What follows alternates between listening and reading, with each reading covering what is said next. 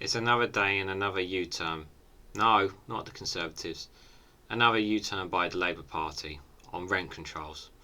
I'm going to read a look at this from the Independent, guys. This is not a good time for Labour. Let's go.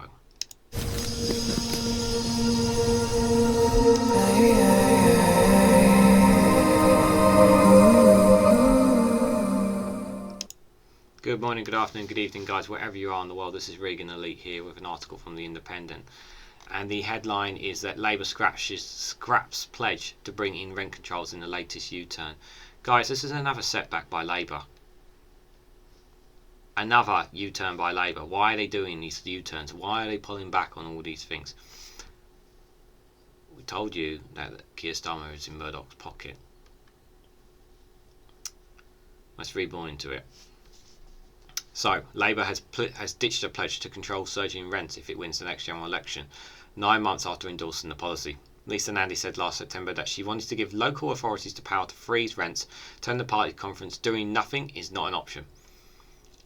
But speaking on Wednesday, the Shadow Community Secretary described the approach as a sticking plaster and claimed it would increase homelessness. When house building is falling off a cliff, and buy-to-rent landlords are leaving the market, rent controls that cut rents for some will almost certainly leave others homeless, she told the Housing 2023 gathering of industry professionals.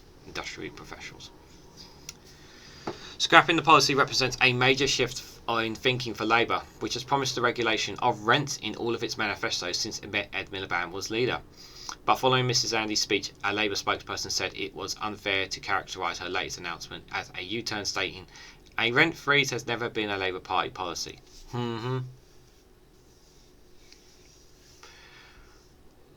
See, they're twisting their policies now.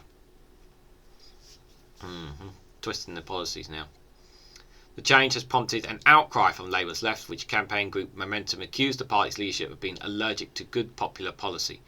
But Mrs Andy told the conference on Wednesday it might be politically easier to put a sticky plaster on our deep-seated problems, but if it is cowardice that got us here, it is never going to get us out.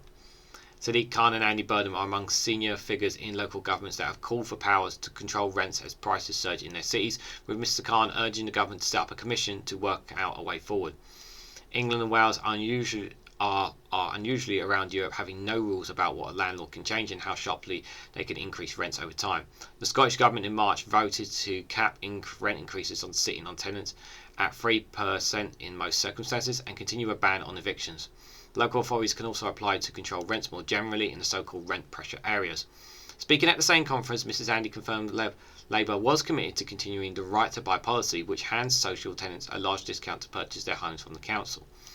The policy has been criticised because of at least 40% of flats sold under the scheme are now in the hands of landlords and rented privately, and because it undermines the financial viability of building social housing. The right to buy, whose abomination has come to be a totemic issue for many on the left, was originally a Labour policy, Mrs Andy said.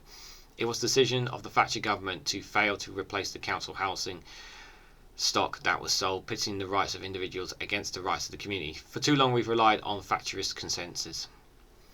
Successive governments have repeatedly pledged to replace homes sold under the right to buy scheme, but none have been able to do so. Mrs Andy said she believed that there is no solution to the housing crisis, and it does not involve a substantial programme of social and affordable house building, and called for a refreshed model of house building.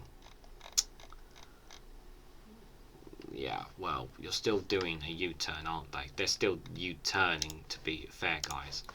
I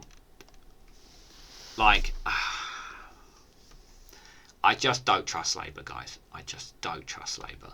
And I wouldn't blame you if you didn't vote Labour.